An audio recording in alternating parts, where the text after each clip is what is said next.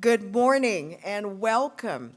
On this rainy morning, I'm Anita Huberman. I'm President and CEO of the Surrey Board of Trade and Honorary Captain of the Royal Canadian Navy. And I thank you so much for coming to this morning's Surrey Leadership Dialogue that is focused on navigating the future of aviation and tourism. You may be asking yourself, why is Surrey hosting an event on the aviation industry? We don't even have an airport. But we're going to be the largest city in British Columbia in about 12 years. We're growing by 1,200 to 1,400 people a month. Metro Vancouver is going to have 1.3 million people in this region by 2045. The majority of those people will live in Surrey and in the South Fraser Economic Region. We sit on the board of directors, the Surrey Board of Trade, for the Abbotsford Airport Authority, which is a significant airport to move people and to move goods. And then on the other side is our Vancouver International Airport that is also moving people, moving cargo. So we in Surrey are in the middle of two international airports and a city that cannot be ignored. And I'm going to tell you a little bit more about today's panel session in just a moment. I'd like to begin by acknowledging that we are on the traditional territory of our Coast Salish people, specifically the Kwantlen, Katzie, Semiahmoo, Tsawwassen, Coquitlam, Kaikut, our Inuit and Métis peoples. They have a profound connection to the land and water that surrounds our great city of Surrey. And events like this at the Surrey Board of Trade simply would not happen without sponsorship support. So a great round of applause, everyone. First of all, to Air Canada.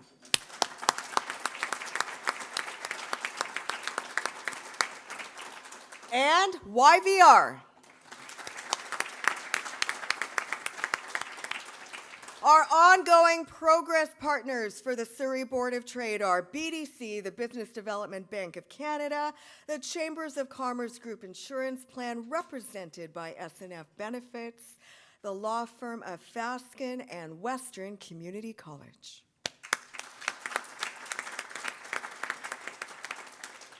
Our government representatives in the audience, thank you as always for the City of Surrey Councillor Linda Annis for coming. Representing MP John Aldag from Cloverdale Langley City is, of course, Kyle Latchford. So everyone, the Surrey Board of Trade, we're one of the top 10 largest chambers of commerce boards of trades in Canada. Our whole mandate is to support business, bring business into the city. We recognize that direct air services are a major economic driver for British Columbia. Each new international air route delivers immediate economic impacts, creates local jobs, and stimulates new trade relationships to grow our economy, locally in Surrey, regionally in Metro Vancouver, provincially, and yes, also nationally. BC's airports, small or large, are vital community assets and crucial drivers of the provincial economy. While BC airport operators are investing substantially to support the rebuild of international air routes, especially after the pandemic, our airports face formidable challenges. This is infrastructure. This is transportation, to move our people, to move our goods, but also to ensure that we are a destination, not only for the nation, but also for the world. We have formidable challenges due to robust government funding programs that have been established by the governments of Alberta, Quebec, and Washington State to rebuild their air capacity and inbound tourism. This rising level of competition, and Surrey is a border city, so we do face competition, for example, from the Bellingham International Airport. This rising level of competition is translating, ladies and gentlemen, into increased market leakage, meaning that people who should be traveling through the Vancouver International Airport, for example, are going to Montreal, Calgary, or Seattle instead. We're already seeing the negative impacts here in British Columbia. In 2023, BC is projected to have the lowest air capacity recovery among major Canadian provinces, exacerbating impacts on trade, regional connectivity, employment, immigration, and tourism. So the Surrey Board of Trade's ask to the provincial government is to create a merit-based air service attraction fund budget next year in their fiscal budget for 2024. The fund will bring, from our research, will bring government and industry partners together in a partnership to incentivize new international, domestic, and interprovincial air connections and move forward on our shared goals towards employment, Indigenous reconciliation, climate action, and clean economic growth. And this will also help our smaller airports in terms of connectivity in the region, in the province. The government of British Columbia should establish a provincial long-term infrastructure plan in conjunction with regional transportation plans. And we at the Surrey Board of Trade, through our action plan, otherwise known as our strategic plan, our whole philosophy is that transportation and education moves the economy forward, and everything else flows from there. There are many policy changes that are required by all levels of government to focus on these issues, to make us a destination, to improve our infrastructure, to ensure that our airlines have the support that they need. And we want to hear from trailblazers this morning in the aviation industry.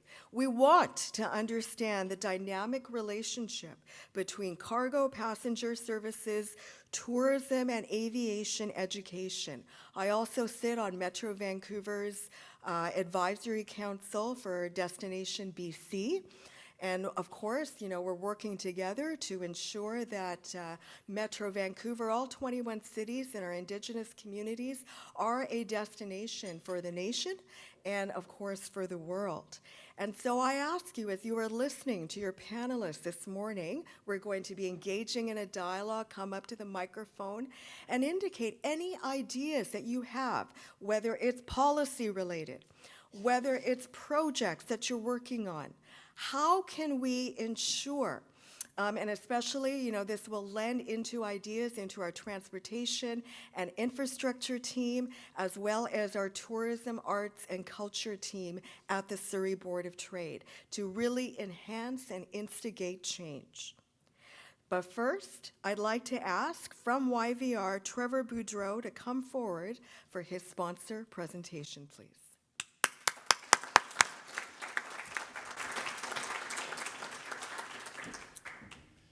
Thanks, Anita. I was mentally rewriting all my remarks because you did such an excellent job talking about YVR and the importance of aviation to our local economy. And so I think I will take my allotted time just to say thank you to you. Thank you to your team for hosting this event today. This is a bit of a homecoming for me. I used to work for Fortis BC, and so I would come to these events all the time, but it's been several years, so really great to be in the room today to reconnect with old friends and also meet some new ones in the room today. I think I will just acknowledge our panelists as well. You're going to have it's a bit of a treat this morning in terms of the information you'll learn and glean. Our friends at Air Canada will talk to you about all the really great new services they've been able to connect our region with, or new regions rather. And Sebastian, our resident aviation expert here, will talk to you about all the great work that Destination Canada is doing to promote Canada as a destination of choice to folks. So I think you're in for a real treat, but very much thank you, Anita, to you and your team for your tireless efforts and your advocacy on behalf of the tourism industry.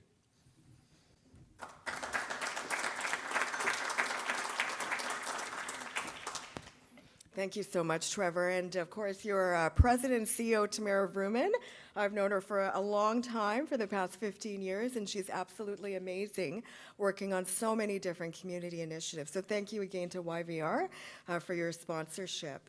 And now I ask James Howie from Air Canada to come forward for their sponsor presentation. Thank you. Thank you, Anita and team as well. And I echo Trevor's comments on behalf of Air Canada. It's an absolute pleasure to be here. You know, I had my valedictorian speech ready to go too, but I've just pocketed it, so we're amongst friends. I think a neat fact I always like to share when we're within the community is the fact that our roots as Air Canada started here at YVR back on September 1st, 1937, where we flew our first flight. Everyone thinks of us as an Eastern Care, but you know what? Our roots come here, and we have dear partnerships ever since. And we look at ourselves as, what, an 87-year-old startup, because the business constantly reinvents itself. And I think that's really relevant to the audience here. We're amongst business leaders of large and small, and so we have to work together, and we depend on each other. It really, truly takes a village, as we'll hear today from our partners at Destination Canada YVR and my good colleague Serge from Air Canada. So we also have impact on the community here, which, you know, Air Canada Foundation just last week capped its annual Aeroplan donation drive of 67 million Aeroplan points were donated over the month to help our hospital transportation program from across Canada, getting people to immediate care, getting kids to immediate care in their respective children's hospitals. We also sponsor the Surrey Hospital Foundation, which is very close to us. You'll see us at DARPAN and other community-based awards, even last night at SFU's Diwali Gala. Serge was there. So really invested. We have employees here. We have 7,000 employees in the province. We create $2 billion of GDP to the economy, and we're excited to be part of this conversation. So thank you very much for having us here today.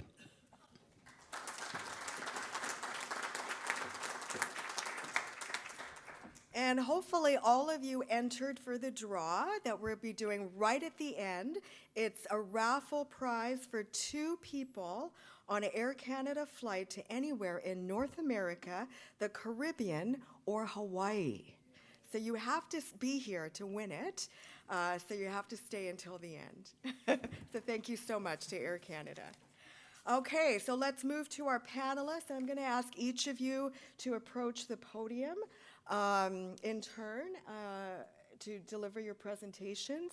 We'll do the dialogue with you seated. And remember, everyone, please think of your questions, your comments, any projects that you're working on. And remember, the session is being recorded this morning. On stage, please help me welcome Sébastien Dubois from Destination Canada as our first panelist, Serge Corbel from Air Canada, and Russell Atkinson from YVR.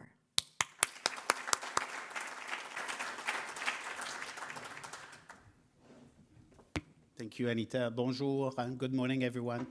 Pleasure to be here this morning, gathered on the land of the Coast Salish people.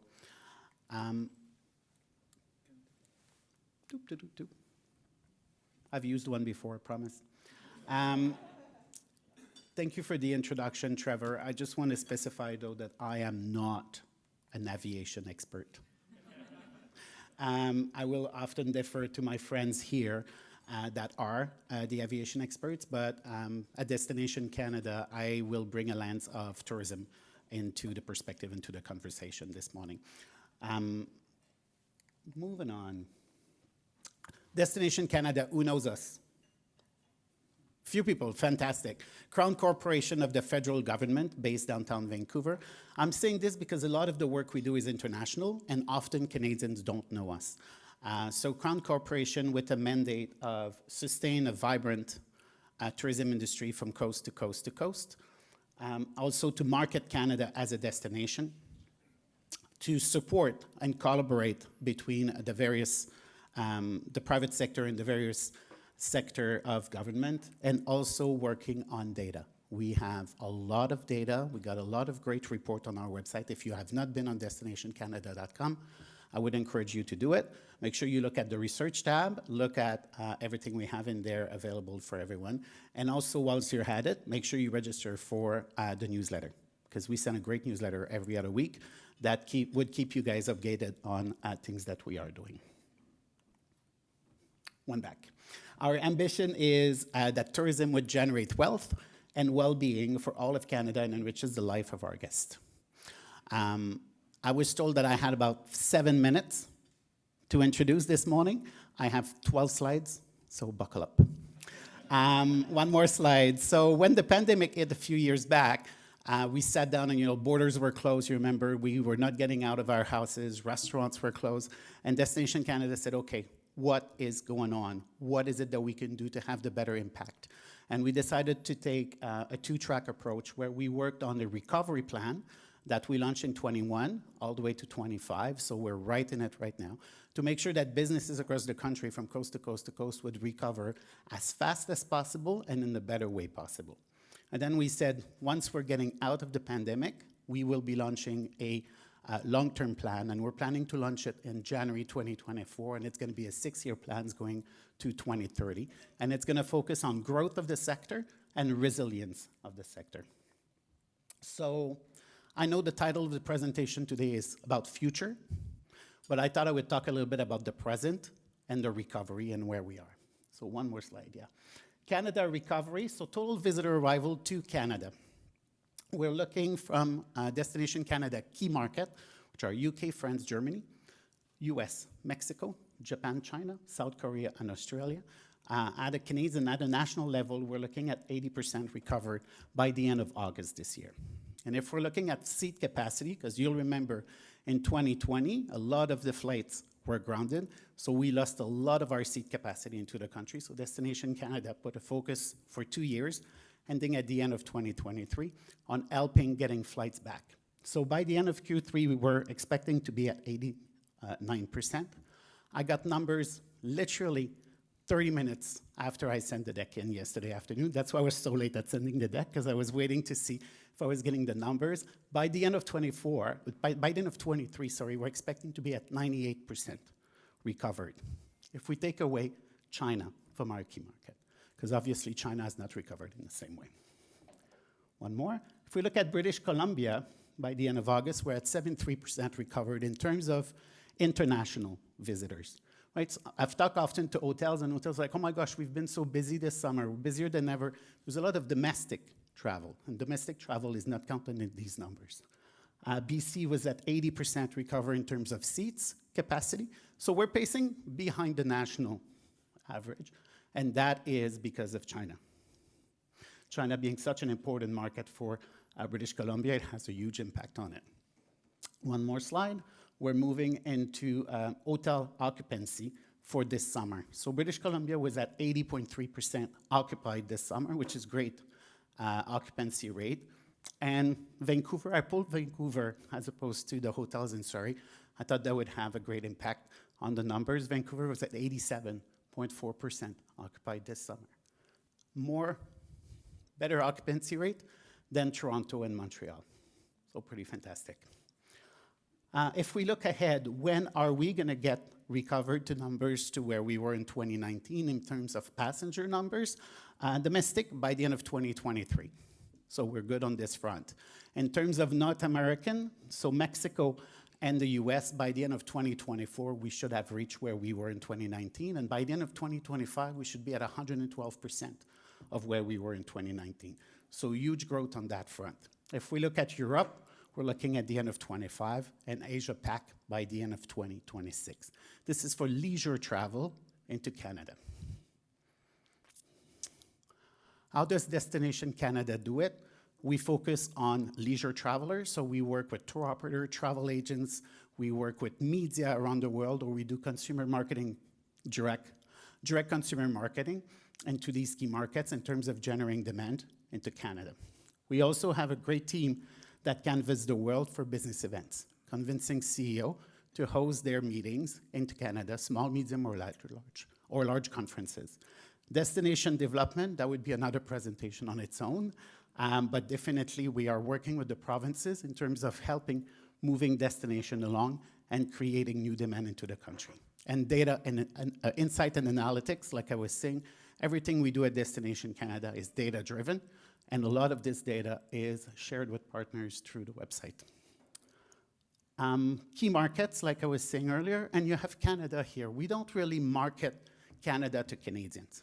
But what we are hoping to do with Canadians is getting a campaign together that would basically get Canadians to understand the importance of tourism in the country. Canadians, we are probably the worst in the world when it comes to travel. We spend way more abroad than we spend in our own country.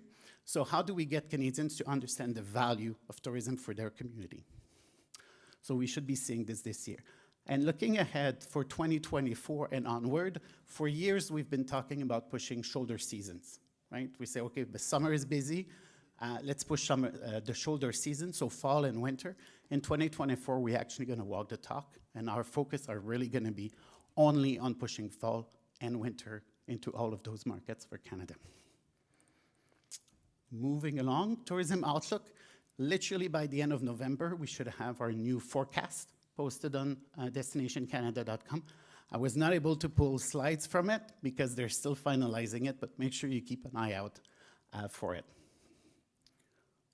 We must be close to 7 minutes, but if I can get 1 more minute, I brought one little video because like I was saying earlier, a lot of what we do is done internationally and Canadians don't see how we promote Canada. We launched a campaign in the US last week and it's called Try Canada. We want Americans to come and try different things into Canada. So like I was saying, focus on winter, obviously. Sometimes you gotta push yourself to the limits. King, I'ma wear a crown. In my domain, I never Even if your limit is snowplowing at like 3 miles per hour. Kilometers. This is Canada. Sorry. Sometimes you gotta run with the big dogs. Or just kinda get dragged behind them. And yeah, you might fall. Things might get hot. Or a bit chilly. But it's fine. You can just go inside. Le poison, s'il vous plaît. Le poisson? on top, I'm in control, I'm unstoppable. Because when you try something new, even a failure feels like a victory. Try something new. Try Canada. It's actually getting a lot of press. It's getting people talking about. Actually, it's on some of Air Canada's flights as well on the entertainment. So thank you.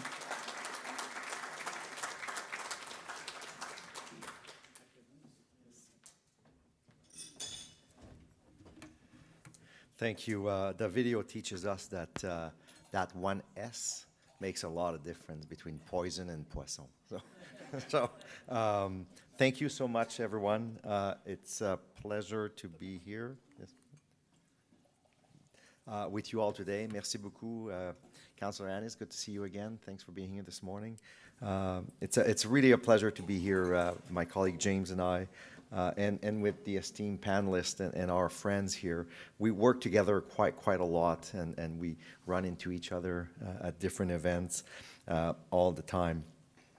Anita said something that really struck with me when she said our YVR, and it's true. The Vancouver International Airport is ours. Even though it has the name Vancouver in it, it is a regional airport.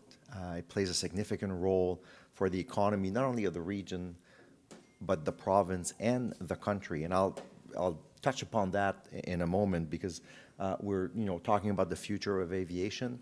The future is bright. Aviation is complex. And because it's airline, it has ups and downs. The ups are really good, and sometimes the downs are pretty low. So, and especially, Air Canada, our history, we've had a number of ups and downs. But it plays a significant role, and the name says Vancouver, but it's really an international airport, and it creates a lot of economic opportunities on that. So James touched upon our origin, but I wanted to show the aircraft that in 1937 operated the first flight for Air Canada. And as James mentioned, it did leave from Vancouver. We're a national airline. We're headquartered in Montreal. People always think that, the first flight must have been in Toronto or Montreal, but no, it was in Vancouver. The airport was quite different at that time, so you can see how over the years the infrastructure of the airport has changed tremendously. But what is interesting in that photo is that maybe as a sign of things to come, that first flight was an international flight. It operated from Vancouver to Seattle. And it had passengers, obviously, 3, and mail bags. So it was the typical flight of today, passengers and cargo. And that plays a very important role from a tourism point of view, but also from an economic point of view in terms of what we do as an airline. That cargo, which we call on most passenger planes the belly cargo, helps make flights and routes that typically maybe with just the passengers would not be economically viable. So it's a very important thing because economic development, tourism goes hand in hand. One is the same, one feeds the other. And when we add new routes to our network, we look at all kind of different elements. Cargo and belly cargo is one of them. Now, Air Canada ever since and coming out of the pandemic, and don't get me wrong, the pandemic was tremendously impactful in a negative way on our operations. But one bright light, and there was not many bright lights out of the pandemic, but one bright light for us was the fact that we restarted our full freighter service. Air Canada has had a cargo, Air Canada Cargo Division has existed for many years, but we were not in the freighter, full freight aircraft service. The pandemic changed that for us out of necessity because there was a lot of cargo being transported around the world, PPEs. It sounds like it was such a long time ago that everybody wanted PPEs, but it was just 2 years ago. So we now have freighter aircraft operating, but still the belly cargo is significantly important for a number of goods that are transported.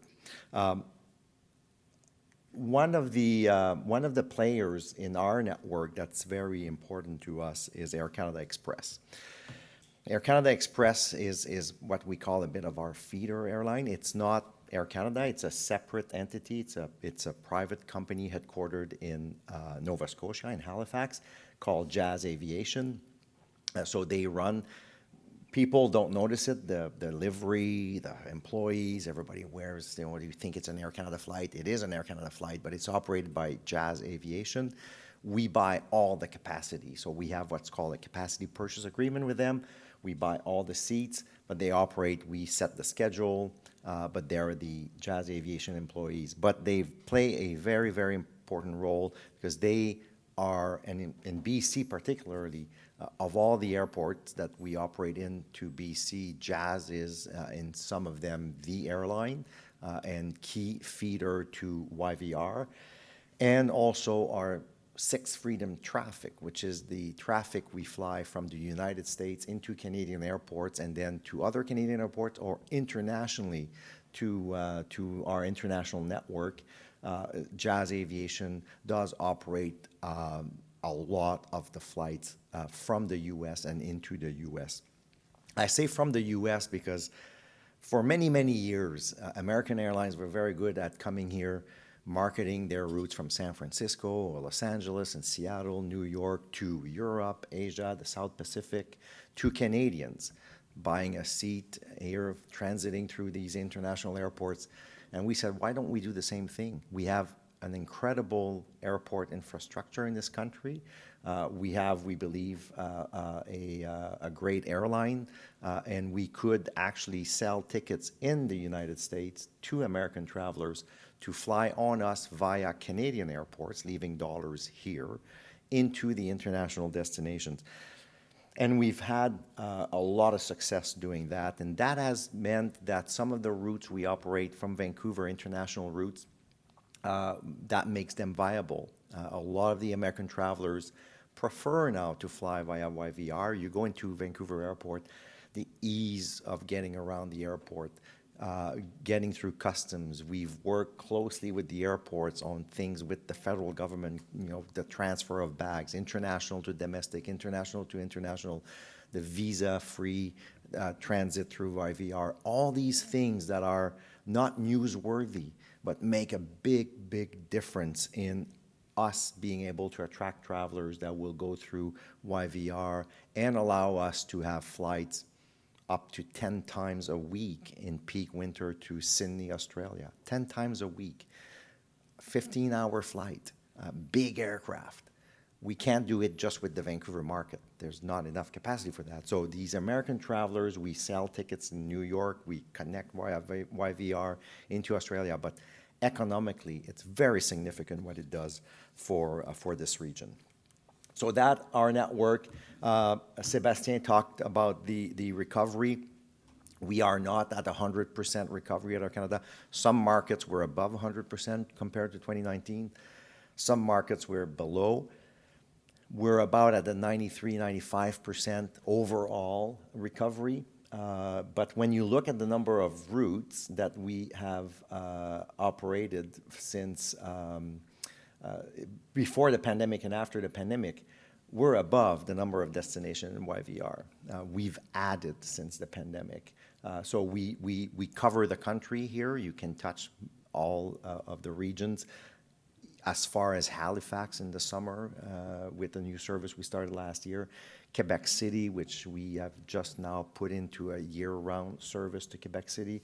I was just talking about the USA. We cover 22 cities and 19 international. So internationally, we're not quite yet at where we were pre-pandemic, but we're working on that. We did launch new routes very recently. Saturday, we started our new direct flight between Vancouver and the Middle East in Dubai, and there's a new flight coming up in April.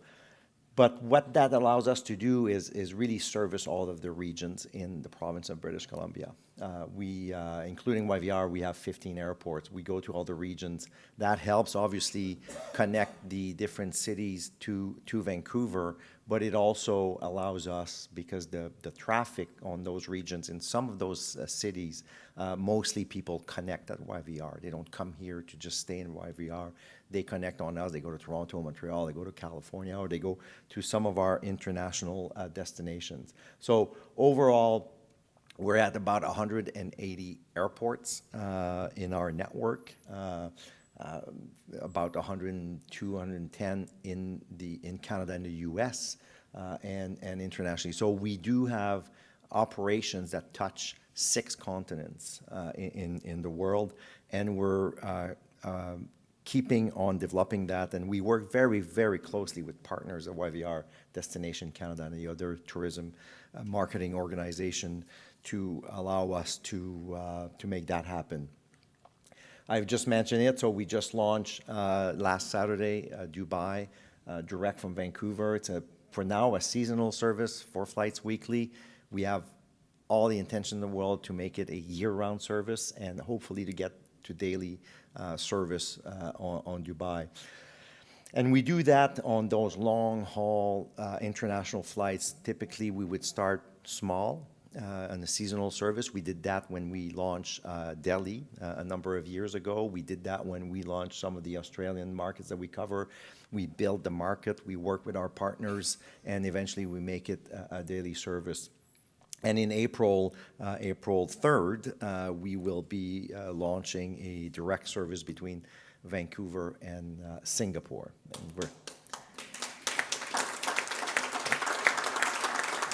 And we're very excited about that. And for those 2 cities, one I mentioned the hub and spoke, that's our model. We're doing a bit of that at those international airports. So the service to Dubai is really a connecting market for us. So a lot of people go to Dubai. I was there. I flew Saturday on the first flight, came back yesterday morning. It's a fantastic city. It was my first time. It's vibrant. But what we do in Dubai is now we have a co-chair agreement with Emirates and Fly Dubai. You can connect on the Emirates network. We have about 52 with the Fly Dubai and Emirates, each dozens of flights where you can connect from the Dubai airport fairly seamlessly. And in Singapore, we will do the same thing in connecting passengers to Indonesia and Malaysia and even up to Western Australia. So that all those flights that we add don't happen in a vacuum. We work very closely with partners. We work with partners, especially in the tourism industry, for the inbound traffic. We want people from those regions to come and visit Canada. We do campaigns with Destination Canada, Destination BC, and also more locally with some of our partners in some of the cities. So we will do campaigns with, people can book their hotels, they can find out about experiences. That's sort of the partners we've had more locally, Destination Vancouver. We did a campaign with Tourism Richmond, the Vancouver Downtown Hotel Association, where we work and we use our assets, our websites, to market some of those destinations. So we do have, and I mentioned the recovery, some of the post-pandemic geopolitical events that I think we're all aware of have had an impact on our ability to recover as much as we wanted. We used to fly 35 times a week to China. Currently, we have 4 flights a week to China. Part of that is the fact that we can't overfly Russia because of the situation with Ukraine. So all of our flights to Shanghai, because we can't fly to Beijing directly right now, but we can fly to Shanghai, and we're doing that from YVR 4 times a week, because our flights that we had from Toronto, Montreal, have to overfly Russia, and we can't right now. Same with the Delhi service. We hear a lot about, when are you going to start Delhi again? We will. Well, the fact that we can't overfly Russia right now makes the direct flight from Vancouver not economically viable. So that is causing us a number of challenges, and that's kind of keeping us down a bit on the recovery. So very quickly, we do face a number of challenges. I wanted to maybe just offer some of the priority issues that we're working on. Canada has a user pay model. I mentioned everything counts in an airline. When we decide to operate long-haul flights, cost is very important. The user pay model, there's a lot of work going on. Canada is very different than the United States in that sense. Just the investment in the infrastructure, the airport infrastructure, it's all paid by the users in Canada. You mentioned, the competition we face with U.S. airports, and we do. We don't really see that oftentimes, but we do. In the United States, the U.S. government since 2020 has invested about $40 billion directly in infrastructure of airports. In Canada, that amount was about $587 million. We are advocating for the federal government to see the airports as what they are. It's an airport, people transit, they take flights, but they're engine of economic development. And it's an infrastructure that is critical to our country, and they need to see it that way. We're working on different projects for biometrics. We are partnering with YVR right now. We have biometrics gates where you don't have to talk to an agent, recognize you scan your boarding pass, the gate opens up, and you can board your flight. That's a pilot project we're doing with the federal government, YVR, and some of our partners. We're working on shared accountability in the context of the Passenger Bill of Rights, as it's more commonly known, and making sure that some of the partners in the ecosystem are also part of the solutions. And the environment is a key part for us. We do have a goal of being net zero by 2050. For that to happen, we're going to have access to, apart from the work we're doing right now to electrify our ground equipment. Again, we're working very closely with airports and YVR on that. So some of our equipment that you see around the aircraft, a lot of them are electric now. But the real key to us decarbonizing our operations and airlines in general will be the availability of what's called sustainable aviation fuel.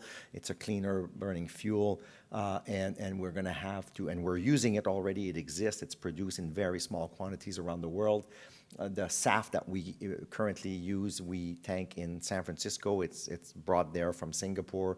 We do some also in Amsterdam, and we have projects to have in London, but none is being produced in Canada right now. So we're working very closely with the federal government to incentivize the production of sustainable aviation fuel the same way the Americans did under the Inflation Reduction Act. And we have discussion, and in BC as well. Maybe during the panel discussion we can talk a bit more. They have the low carbon fuel standards that will start applying to jet fuel. We have some concern about the pace of change they're doing, not the fundamental of what they want to do, but we're a little concerned about what it might mean in terms of increased costs to passengers. So I'll leave it at that. I'm sure we can discuss during the panel. So thank you, merci, and I think now it's Russell's time.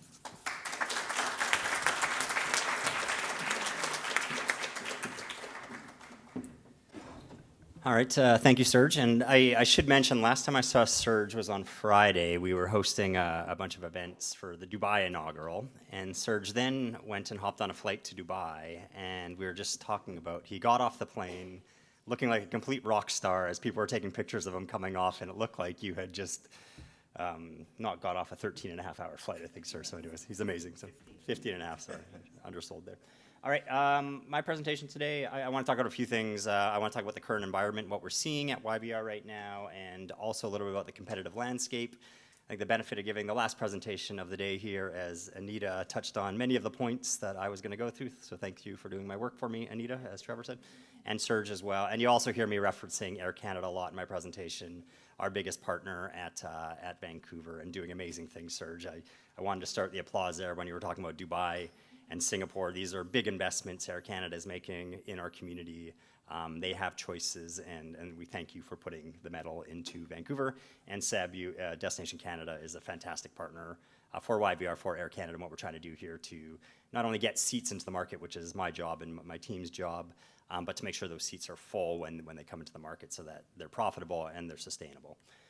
All right, so I want to start on this slide. It's looking at new routes at YVR that have been launched as we've emerged out of the pandemic here, that we did not have back in 2019. And you can see it's quite a lengthy list, and a lot of it is thanks to Air Canada. So the introduction of Bangkok services last year, the only direct flight from North America to Thailand, been very successful. Surge, Air Canada's adding more capacity this winter on the back of the success.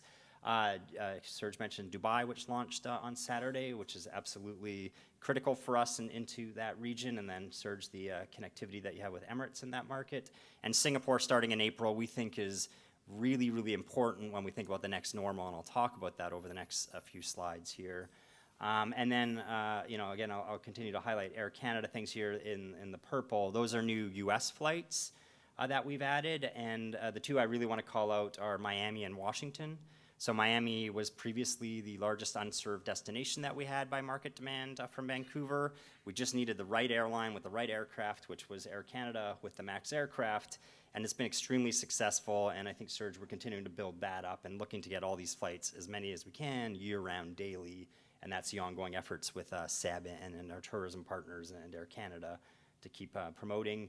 And then Washington, a really, really important market. Again, not a service that we've had consistently year-round. Air Canada now doing it year-round, which was absolutely fantastic. And then you can work your way down the list, adding other new airlines and new routes. But a lot of really, really good successes that we've been building on here. This slide is looking at year-to-date passenger numbers at YVR, and it really sort of tells the story of where we're at. If you look at the bars in 2023 versus 2019, overall, we're not quite back where we were in 2019, as you can see in the gray bar, but we're getting awfully close. So domestically, for travel across Canada, you can see we actually surpassed 2019 levels this year over the time period. The US, we're awfully close, but we still have work to do east of the Rockies. But it's international where we are lagging, and Serge touched on this in his presentation. That's being driven largely by China, which has not returned the way it was, and there's a whole bunch of reasons for that. But that's why when we think about things like Singapore and Bangkok and Dubai, why it's so important that we're diversifying our network and providing more connectivity to different regions across the globe. This slide tells the story. So when we look at China capacity, the bars are a little faint here, but what the light blue is showing is the capacity we had in summer 2019 to Greater China, and the dark blue is showing what we had this summer. And you can see on Hong Kong and Taiwan, we've recovered to some degree, and then a little bit of capacity into Xiamen and Shenzhen, and Shanghai. But if you look across the board, we're nowhere near where we were back in 2019, and that is suppressing our numbers internationally. And I think we all need to be preparing for a world where the levels of capacity we had in 2019 from China do not return to those levels, and that's what we're trying to get our head around as we think what does the next normal look like. This is an example of the type of data that my team looks at. It's internet search data, so we look a lot at Google Analytics. This is Baidu search data, so one of the popular search engines in China. And it's looking at the search volume for the term Canadian visas. And you can see that that used to be very robust. And then back in 2019, it dropped off a cliff there, and that was when the two Michaels were arrested, the incident with Meng Wanzhou at YVR, and all the things that happened following that. And so what we've seen is the search activity dropped off, and it has not recovered. And that makes us believe when we think about the next normal, again, we're likely not going to return to the same levels of travel that we saw, although we do see upside, obviously above where we are right now, but definitely a different next normal. And then we start looking at things like the competition. What's happening, Anita touched on this in her opening, what's happening in peer airports that are looking to get the same the airline seats that we're looking for, and also trying to attract the same sort of passengers we're trying to attract. So you can see here Calgary and Montreal and Seattle all called out in purple there. They're all above their international seat capacity levels this summer. We're all above where they were in 2019.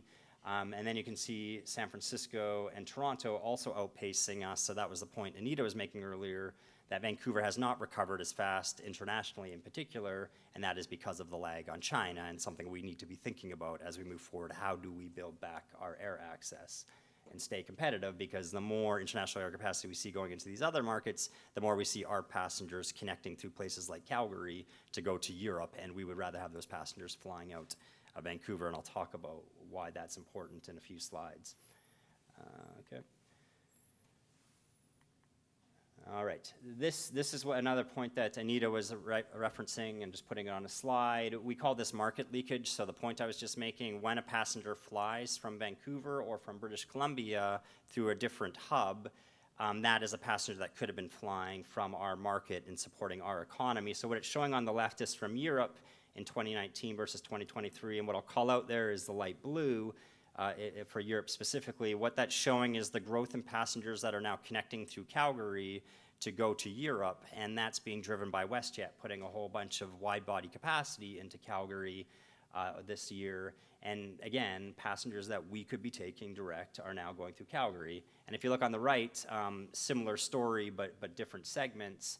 You can see the growth in Seattle and San Francisco there at the top. Those are passengers that are now connecting through Seattle and San Francisco from our market over into Asia Pacific. So again, travelers we would much rather have going direct out of Vancouver moving forward, and again, doing lots of good work with Air Canada to combat that.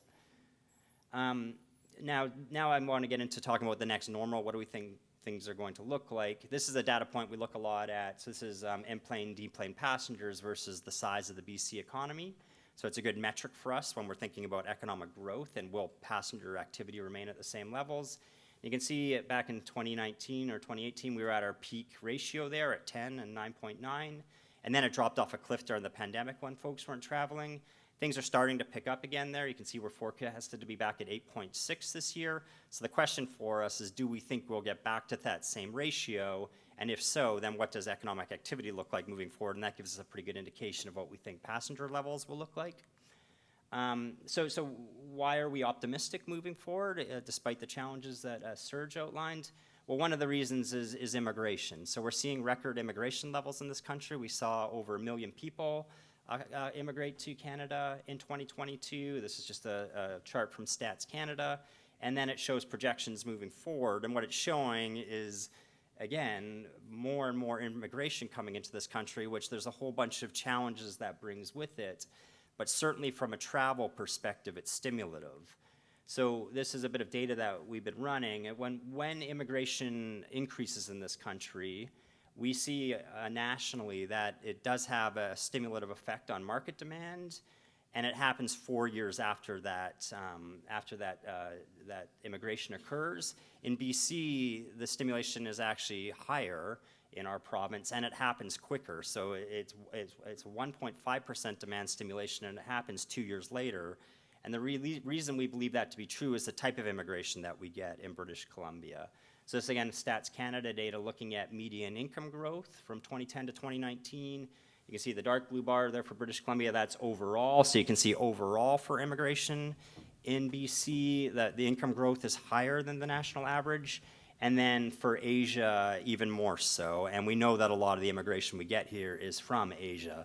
So we believe that's one reason to be optimistic moving forward about travel out of YVR and out of British Columbia and the opportunities that we have with Air Canada and others moving forward to grow air capacity in our market.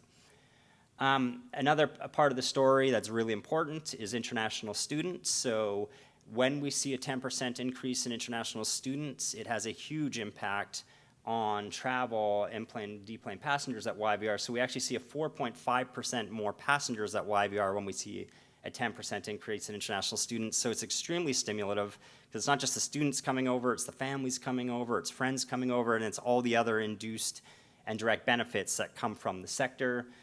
I pulled out a local picture of our campus there of SFU at Central City. But this is important. We do a lot of work with the education sector. Trev and Aaron and the team are leading that on our behalf. So another partner that we work very closely with in addition to tourism and our airline partners. And then Serge sort of touched on this, but I just wanted to put some data behind it. There's really strong network effects at YVR that are driven by Air Canada that I wanted to highlight. So the data point here is every time Air Canada puts a 10% increase in flight or seat capacity over Asia Pacific, it has a direct correlation to flights in Canada and the US. And what I think is really compelling here is 10% over Asia Pacific correlates directly into an 8% increase for Air Canada flying to the US. So there's a real network effect there, right? And the example I pulled are just the flights we were talking about earlier that Air Canada has launched recently from Vancouver. And they're showing the arrival times on the left and the departure times on the right just to illustrate this. So Houston, Washington, Miami all arrive into YVR close to midnight or before midnight. And then the flights to Dubai, Bangkok, and Singapore are timed to go out at that time so that you enable the connectivity. So to Serge's point, you need a lot to make these flights successful. So you need the passengers flowing through. You also need the cargo flowing through. So one more data point here. And this is talking about the direct correlation between our perishable export market here in British Columbia and international flight activity. So effectively, when we put a 10% increase in international flights from YVR, it has a direct benefit to exports from this market because we're effectively creating markets. So folks that want to get seafood to Asia or folks that want to get perishable goods like cherries to Asia are then able to do so in the time periods they need to because we're providing the belly capacity, as Serge talked about, in order to make that happen. So there's a lot, as Anita was pointing out, there's a lot behind the scenes that goes on at the airport and through the investments Air Canada and others are making in the market to drive economic benefits for the region, passengers, cargo, tourism, enabling trade, and everything that goes with it, jobs, GDP, and economic output. And that's the point of this last slide. Sorry, I jumped through there. Anita touched on this, but I'll throw some numbers behind it. Every time we add a direct wide-body flight to YVR, it has huge positive economic impacts for our province. So it can generate up to 320 jobs, 36 million in economic output, 19 million in GDP, 50 million, and that's in air imports and exports, 5.5 million in taxes, and then obviously the aeronautical revenues that we create at YVR so that we can reinvest in our facilities and continue to enable the growth that's driving the economic benefits for our region. And then I missed the punchline because I punched through it earlier, but I always like to end my presentation with a nice picture of an Air Canada plane to thank Serge for all his business. But this is a nice picture of a Dreamliner, which I think, Serge, is what you flew to Dubai the other day, if I got that right. All right, thank you very much. I will take a seat now.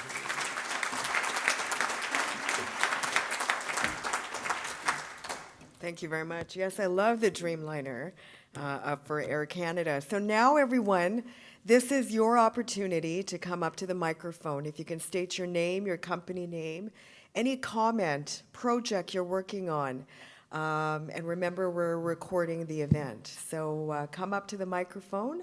We have a healthy 22 minutes. So I'm going to start it off then. I just want to ask you, so the purpose of these dialogues are really to ensure that we're instigating change, instigating ideas for the Surrey Board of Trade around advocacy and projects. But what are some important initiatives do you think that the federal government needs to work on in partnership with the BC government? So a question to any of you.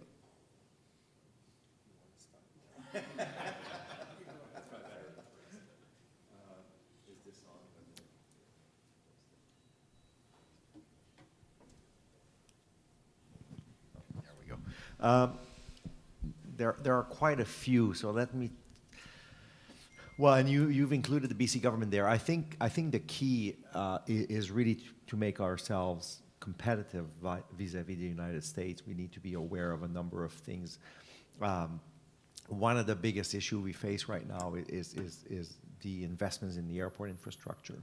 YVR could talk about all the projects they have. Those are costly, and landing fees, airport improvement fees, and there's nothing wrong with that. They have to pay them one way or the other. But right now, it's the passengers are paying all of that. It's a user pay model, and the United States has a different approach to that. Some European airports, but we compete mostly with the United States on those passengers. So I think that's what the federal government needs to come to realization, to make sure that they do those investments and involve the provincial governments in that. Even though airports are mostly, and aviation is a federal jurisdiction, mostly there is a role for the provinces to also accompany us in asking the federal government for some of those investments.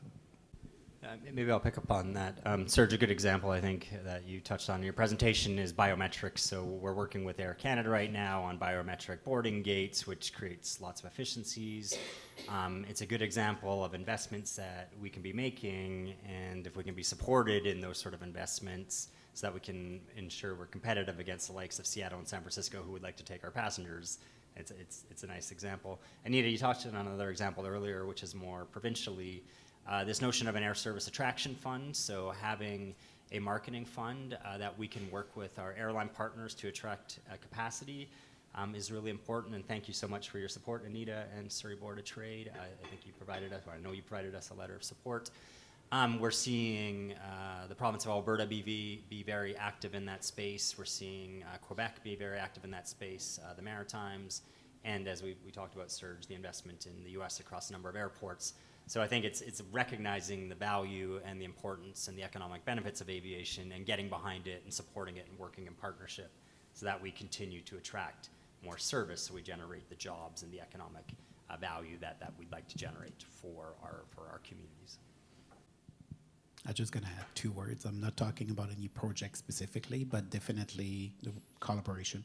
We work very close at Destination Canada as a national body with the provinces, so with Destination British Columbia and with the cities as well, on the marketing that we are doing abroad to make sure that we're leveraging every dollar as much as possible, because the dollar of today is not worth what was the dollar of a few years back. So how can we really leverage what we do together? To the microphone. Thanks. My name is Laurie Mayhew. I'm the Secretary-Treasurer of a union here in British Columbia called Move Up. We represent about 12,000 members in a variety of private and public employers. For the purposes of my question, we represent the workers at all of the rental car companies at YVR. And so my question is, I love this sound of expanding travel. Having traveled to Quebec City and Miami, in connecting through other places, I'm glad to hear there's now direct flights. But for the people coming here that are going to stay in British Columbia, do you work with the partners at the airport? For example, the car rentals. If we have a lot of people arriving in British Columbia as a destination, do you work with those kinds of partners to ensure that there's enough rental cars for people who want to rent a car and perhaps drive around the rest of the province. So that's my question. Yeah, I mean, it's critical that the entire infrastructure for tourism is keeping up with the capacity that's coming in. I think that's car rental. There's a lot of discussion around hotel capacity across the province. So yes, my colleague Andrew Grams, who I used to be one of my direct colleagues, works very closely with the car rental companies, and it's something that everybody is working to address, because I think as we came out of the pandemic, travel came storming back, and we are still playing a little bit of catch up as an industry, resource-wise. I think, Serge, you've seen that in your line of business as well. So yes, we're working very closely. Thank you.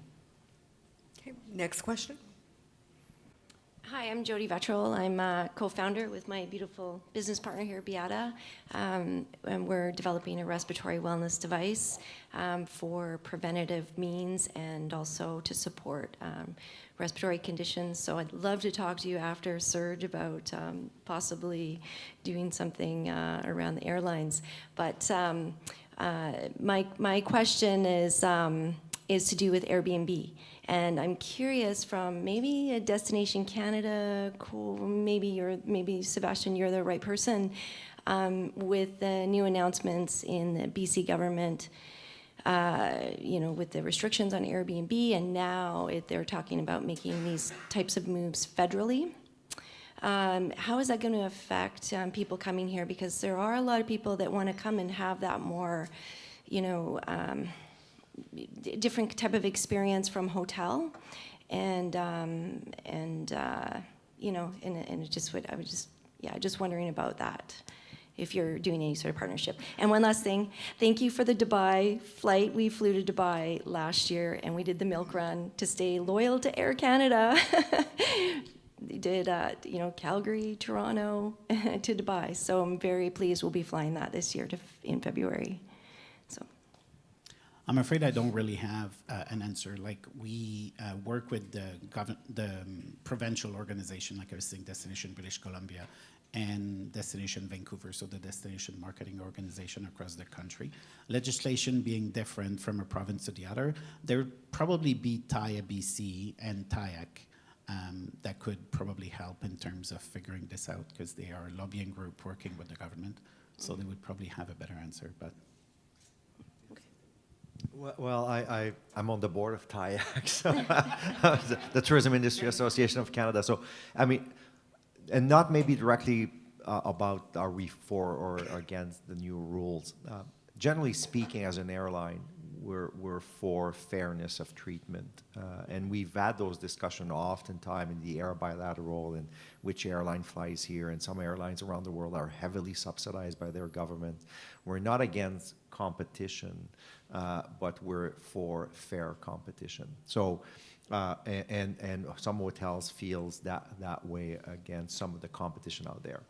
The flip side is, and we see that, you mentioned Japan is not at the same level as it was. The yen, the value of the yen has an impact on that, but there's also, when we sell a flight and on a package with hotels and all that, we've seen the cost go up, and sometimes that's a deterrent for people to want to come if they can't find a hotel room. Roy Schwinn of Destination Vancouver keeps saying over and over again, there's a significant lack of hotel rooms in Vancouver, especially, and in the region. We need more hotels.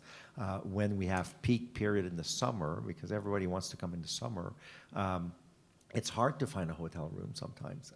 When there's big events, FIFA is coming, that's going to have an impact as well. So we really need, and the partners, we work together all the time to make sure that, A, we're aware of that, and then what are the solutions, kind of looking into the future. So. Yeah.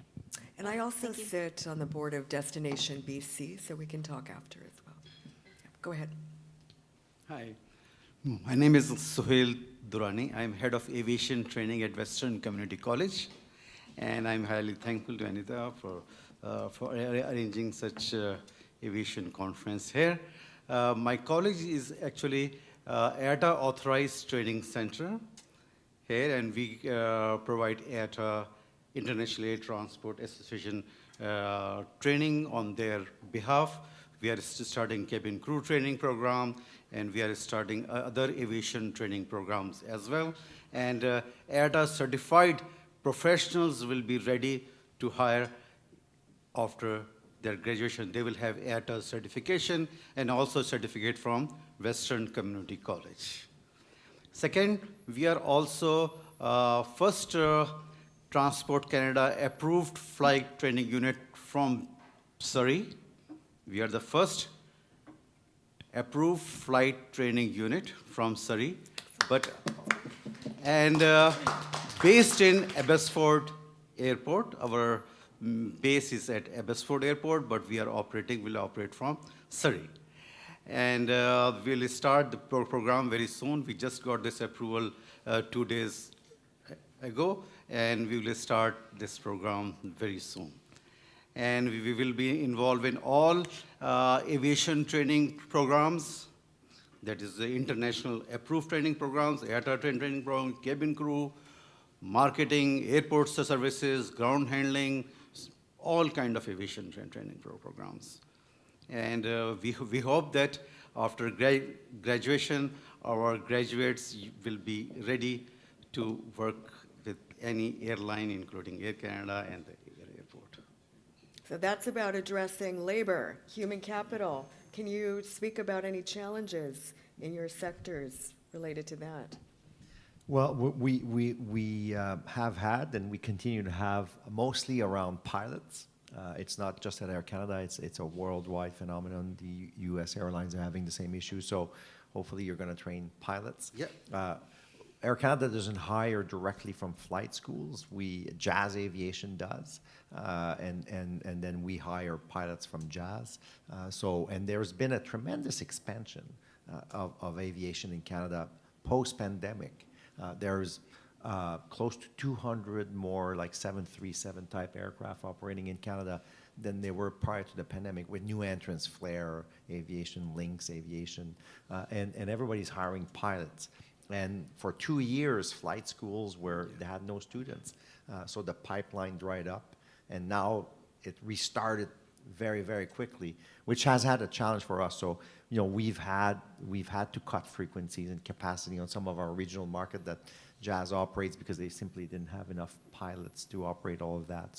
So congratulations, and I think there's a bright future for that. So. Thanks. Yeah, another hat I wear, I sit on the BC Aviation Council as a board member. We just had our annual Silver Wings event the other day where we provided scholarships out to a whole range of students that are training as pilots or mechanics or other critical roles for our industry moving forward. So yes, congratulations, and we need more. Thank you. We need more training. We need more folks entering our industry to fill the pipeline that Serge was alluding to. So thank you. Thank you. And Western Community College is also addressing the hospitality sector, skill shortages around that as well. Exactly. Yes, thank you very much. Awesome. Thank you. We're going to move to the next person in line. Thank you. Hi. First of all, thank you so much to all three of you. I think I speak for everyone when I say very, very interesting data being shared this morning, so thank you. I'm Jenny. I'm with Discover Surrey. We're the destination marketing organization for the City of Surrey Tourism Association.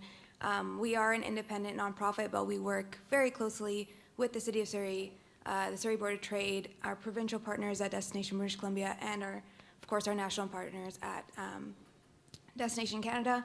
I don't have a question. I just thought it would be remiss if I didn't say something, because this is about tourism, and that is our bread and butter. And many of you in this room may not know about us, because as brought up earlier, today all of our efforts are spent outside of Surrey, trying to bring people into Surrey, bringing them staying overnight here and spending their tourism dollars here. So although we are looking to launch a new campaign, an awareness campaign in Surrey in 2024, but that's neither here nor there.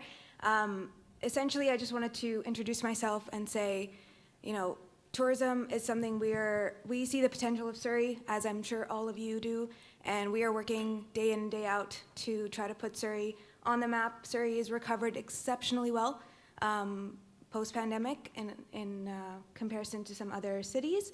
And I just wanted to say our door is always open. Partnerships fall under my portfolio, so I'm very passionate about this. And if anyone has any Surrey-focused tourism ideas, projects, we're always working to try to help all of our partners here in Surrey grow. And yeah, so thank you so much again, and just want to, we exist, and I'm here. Thank you. Thank you, Sorry, Jenny. comment. This is great. Thank you for saying hi and introducing Discover Surrey. You've probably recognized a few of your images on the presentation. I reached out to Destination British Columbia yesterday. I was like, I would need a few images, and this is what we are doing. We're working with the different level between the destination marketing, the provinces, and the government. So fantastic. Congrats. Thank you. Great, and just on my side, Terry and Riza are right there to your left. So please introduce yourselves. It's a team sport, right? So we all need to be working together to drive more tourism together. So we'd love to chat. Thank you. Perfect. Next. Thank you so much. Next in line, please. Hi, I'm Beata Jurava. I'm a founder of Bioimmune Integrative Wellness Clinic, and I also have an engineering company. We've done a couple projects on the YVR as well, so we kind of contributed a little bit. And thank you for opening up Dubai. I really like that as well. My question to you is, since pandemic happened to be, this is very short for shorter people. But my question is, when pandemic started, what actually intrigued me, thank you, lovely, was at that point we been living in fear. In 2019, I think one of the most issues was the fact that people were scared to fly. They were scared to be connected with multiple people or being exposed to more than few people around. And my question to all of you is, what are we doing for preventative or that fear-based driven that is some people still experiencing, and they have a much more, they're more reluctant to fly, to be exposed to more people. Would you be interested to talk about some of the solutions for preventative solutions which actually we created? We opened up a research and development company as well. We are making a portable device that could be available for airline industries to prevent and protect your lungs. Would that be in your interest? I don't know the answer to that question, but I could put you in touch. We have a chief medical officer at Air Canada. So he and his team work on a number of issues. They were obviously very busy during the pandemic. All of the measures we put in place to make the experience of flying a safe experience. I think for the most part, from what I've seen myself, I think the population in general has gone over that now. I mean, people are flying, planes are full. But we always want to do it. I mean, safety first. This is our at Air Canada. That's everything, at every level, and so we take safety very, very seriously. We have a whole team, corporate safety that works very closely with our chief medical officer. So we can talk afterwards, or maybe with James there, and we can put you in touch with them. So, but I don't know the answer to that question. I don't know your product, so I'm not quite sure what the definitive answer would be. So. Right. And my last very tiny question to it is, if there would be any, hopefully won't be, any major pandemic in the world, do we have any plans and preventative, because we don't know, is it going to be airborne, is it going to be infection-based? If anything like that would happen, are we prepared for it a little bit better than we were before 2019? I would say yes. We did a lot of after-action review coming out of the pandemic. We learned a lot. So should something like that happen again, yeah, I do think we learned a lot, and that, Surge as an industry, we will be better prepared this time around. However, these things are of such a nature that you can never be truly prepared. Yes. So there are a number of forum, and we participate on the International Aviation Transportation Association, ICAO, the International Civil Aviation Organization, which is headquartered in Montreal, and they have committees on health and safety that meet regularly, and they always look at things like pandemics. What would we do? The pandemic did teach us a number of lessons. Have we learned from them? That remains to be seen. The best laid out plan sometimes, depending on the nature of what the next pandemic might be. But hopefully we've learned in terms of even what a country does, closing the borders. During the pandemic, my role was, the government relations team was extremely challenging because in Canada, for example, we had the federal government put in rules in place. Each province also had rules in terms of who can come in, out, do you need to isolate, not isolate. It was very challenging to keep up with every single province and the federal government. I still to this day, I get the confederation and the powers of the provinces and the federal government, but in a worldwide pandemic, why there was not a Canadian approach to how we dealt with travel was a bit mesmerizing for me. So you're saying it's getting better, right? It's much more streamlined. Not quite sure about that yet, but hopefully. Opportunities to learn. Our second to last question. Kim. Kim, we might need to lower that microphone. I was just thinking it.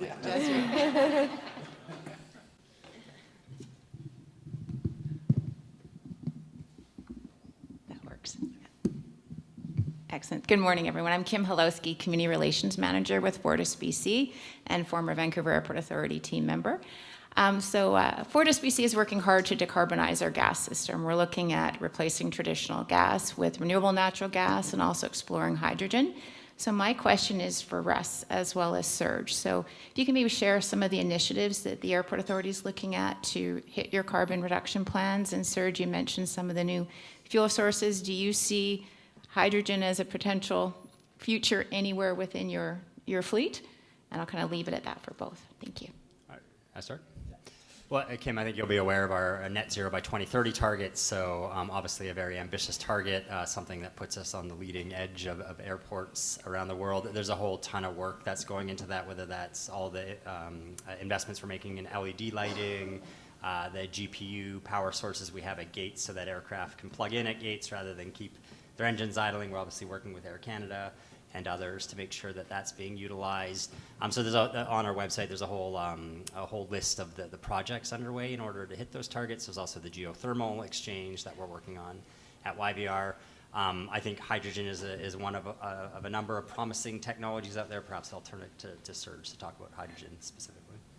Yeah, I think we'll see a day when an aircraft will operate probably on hydrogen. It's many years away, but there's research already going on. So it's mostly from the engine manufacturers, the GEs of this world, the Pratt & Whitneys of this world.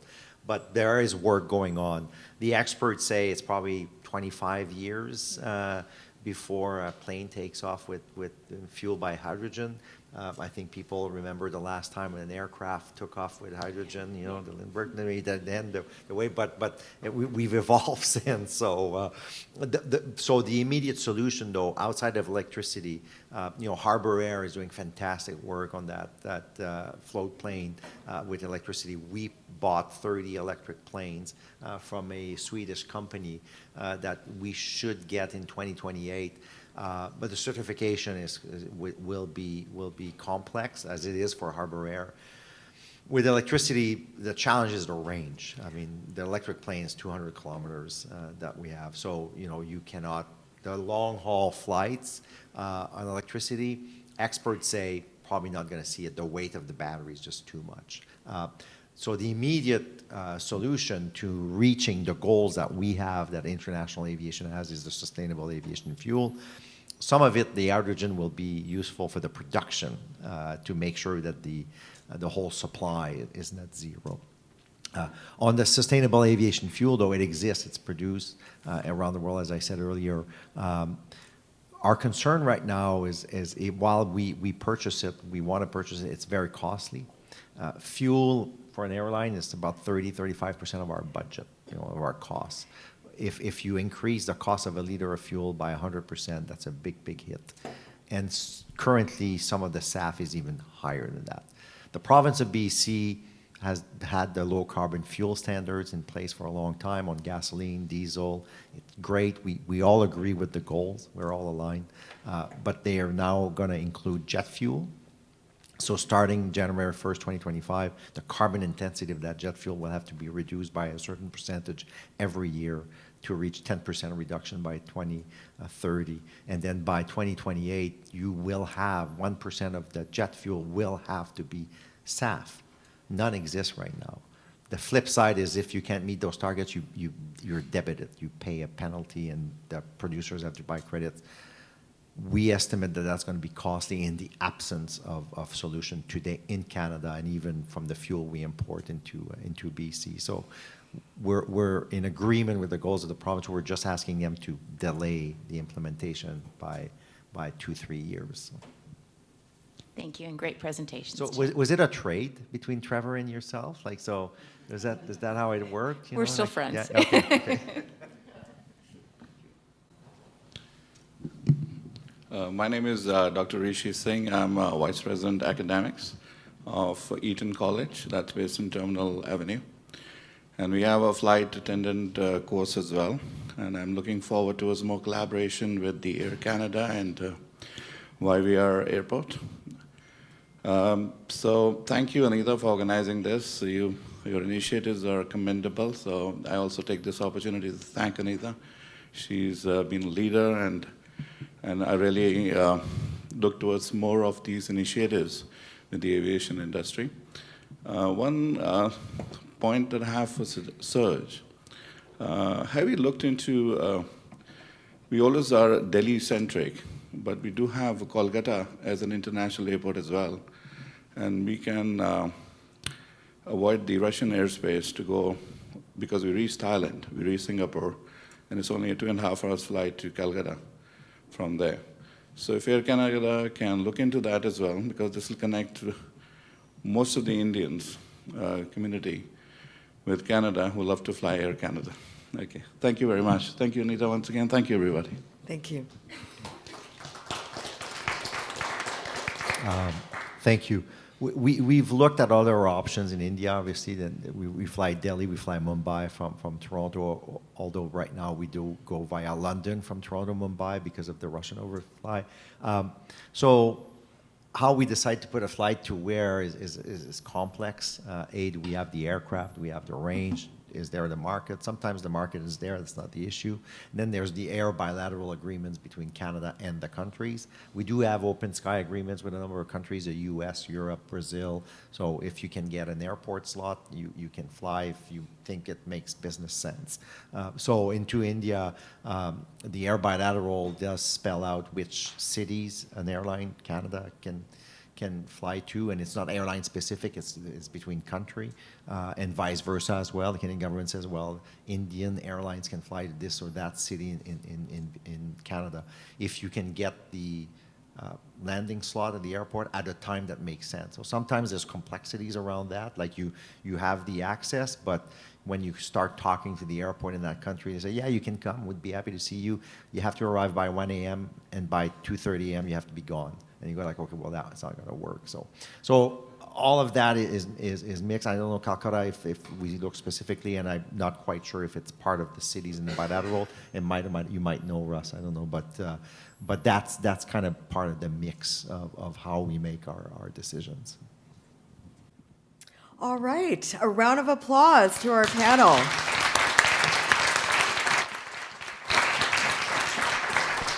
They will be available afterwards for photos, comments, conversation. But everyone, I know you have been waiting with bated breath for 2 tickets on an Air Canada flight to the Caribbean, Hawaii, or North America. And you can collect your tickets or your prize from this gentleman, Jasroop Gosal, our policy manager, after the event.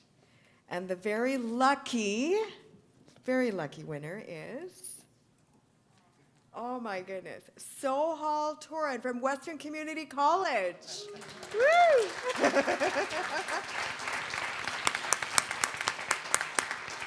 Congratulations. Everyone, we have about 2 months left of our fiscal year for 2023. Very active at the Surrey Board of Trade and in Surrey. Check out all of our programs and services at businessinsurrey.com. Make it a great business day. Thank you.